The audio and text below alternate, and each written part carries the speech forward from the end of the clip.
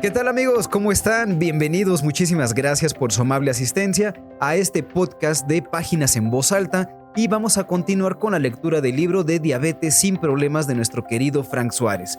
Llevamos ya un primer videíto en el cual establecimos ya la introducción y algunos objetivos que se persiguen con la lectura y la aplicación de las recomendaciones de este libro. Recordando rápidamente, siempre hay que tener una buena asesoría médica. Estas son recomendaciones que van a complementar el proceso y créeme que han ayudado a miles de personas. Por lo tanto, te invito a que escuches esa primer parte y que sigas poniendo atención en esta segunda y créeme que te va a encantar.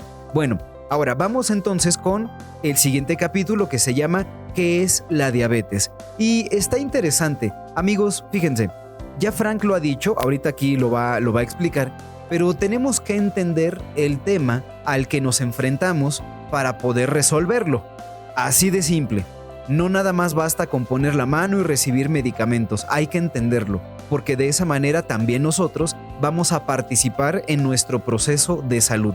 Y Frank dice así, si me está siguiendo con el libro, página 35, ¿qué es la diabetes? Dice, para poder dialogar sobre cualquier tema, es necesario definir el tema de antemano, para que se comprenda de qué es lo que se está hablando. Después de haber trabajado ayudando a miles de personas que padecían tanto de obesidad como de diabetes, me aventuro a expresarle mi definición de lo que es la enfermedad llamada diabetes, y es la siguiente. La diabetes es un desorden del metabolismo, en el cual el cuerpo ha perdido su habilidad para procesar y utilizar los carbohidratos refinados, los almidones y las azúcares de forma adecuada.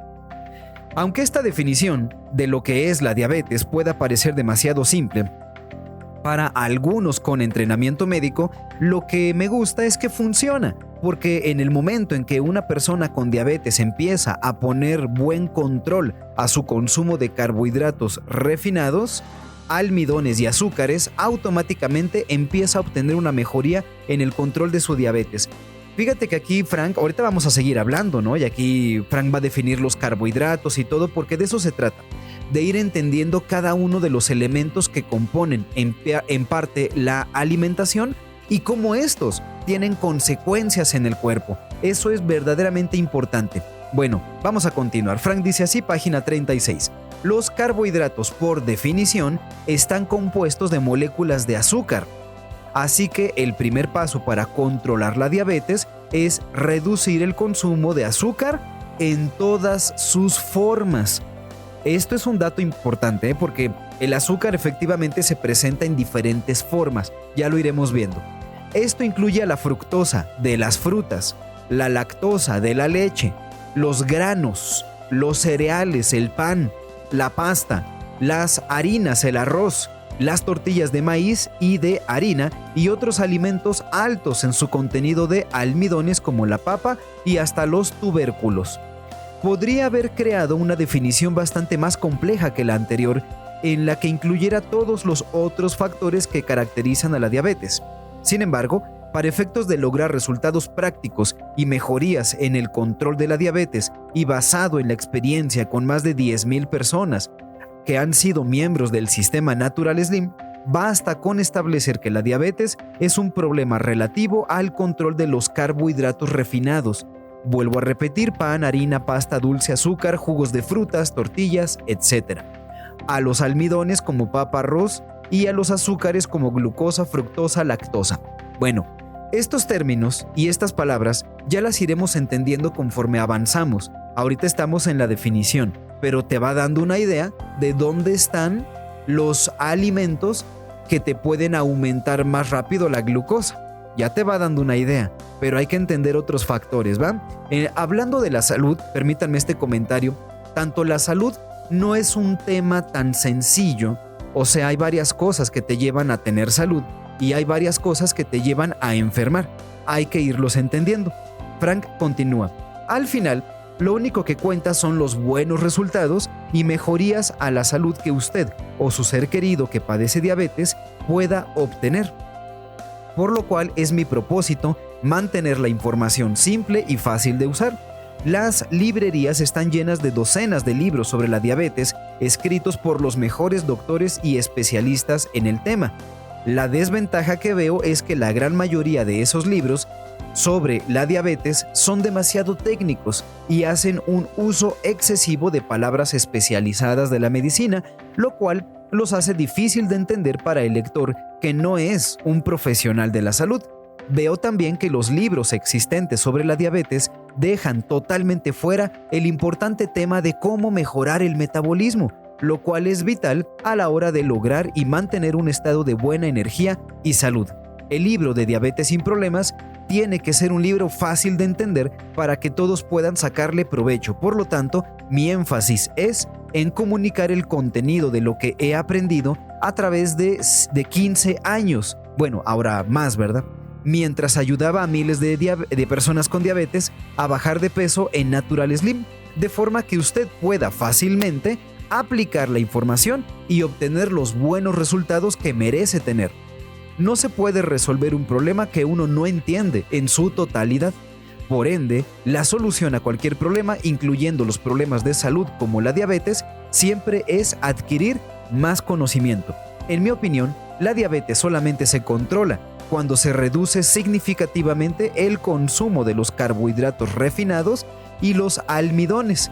El tema del control de los carbohidratos refinados para controlar la diabetes lo discutiremos más a detalle en el capítulo La dieta 3x1 para controlar la diabetes.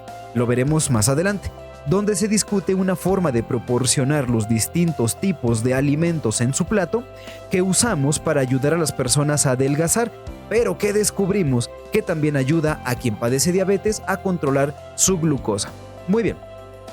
Hasta ahorita terminamos este capítulo entonces de qué es la diabetes y vamos estableciendo la línea por donde vamos a avanzar. Primer línea, entender que los carbohidratos en exceso pueden aumentar demasiado tu glucosa. Segunda línea, que mejorar el conocimiento de todos los aspectos relacionados a la diabetes nos va a ayudar a entenderla y por lo tanto cuidarnos a nosotros mismos o incluso, ¿por qué no?, a algún familiar que también padezca de esta enfermedad. La cual, amigos, no es una sentencia. Aunque alguien padezca diabetes y aunque a nivel nacional se maneje como la segunda causa de muerte, no es una sentencia. Nosotros podemos revertir muchísimo del daño y de las consecuencias probables. Entonces, vamos a entenderlo para podernos ayudar. Siguiente capítulo, si me viene siguiendo, página 39, Historia de la diabetes. Y Frank dice así: la palabra diabetes se origina del griego diabetes, que quiere decir correr a través, en referencia a la gran cantidad de orina que regularmente tiene que eliminar una persona con esta condición. Es una condición que se distingue por niveles anormalmente altos de glucosa en la sangre, por lo cual el cuerpo genera un exceso de orina como su única forma de eliminar el exceso de glucosa que no se está usando por las células. Fíjate, esto ya nos va poniendo, comentario mío, un panorama más claro, ¿no? Todos sabemos, incluso he ido a dar charlas a primarias, a secundarias, donde perfectamente los más pequeños entienden que la glucosa es un tema que te está relacionado al azúcar, ¿no? Y que tiene que ver con la diabetes, ¿no? O sea, se entiende. Eso ya los niños pequeños lo entienden. ¿Por qué?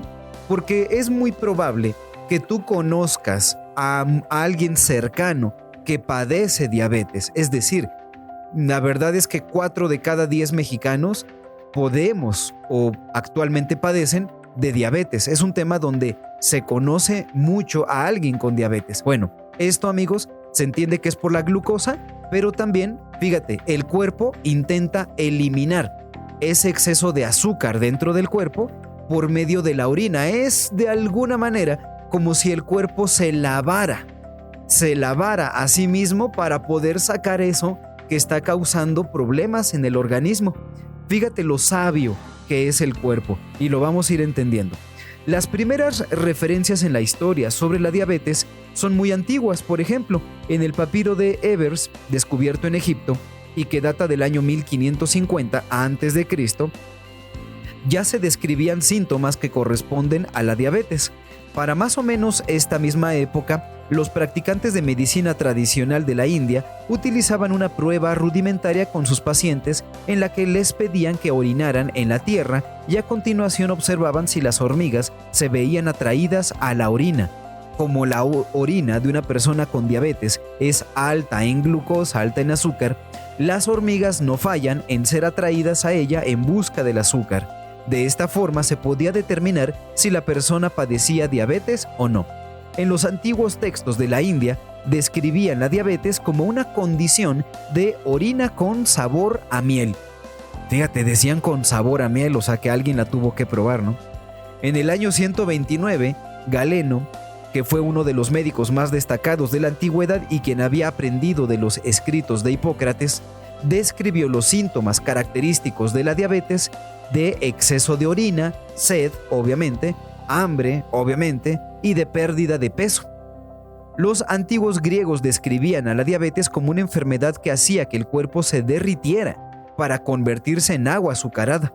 Como las personas con diabetes pueden perder bastante peso en un constante orinar, mientras su cuerpo tiene dificultad para utilizar la glucosa de la sangre, esta era una observación bastante descriptiva de lo que le pasa al cuerpo de quien padece diabetes.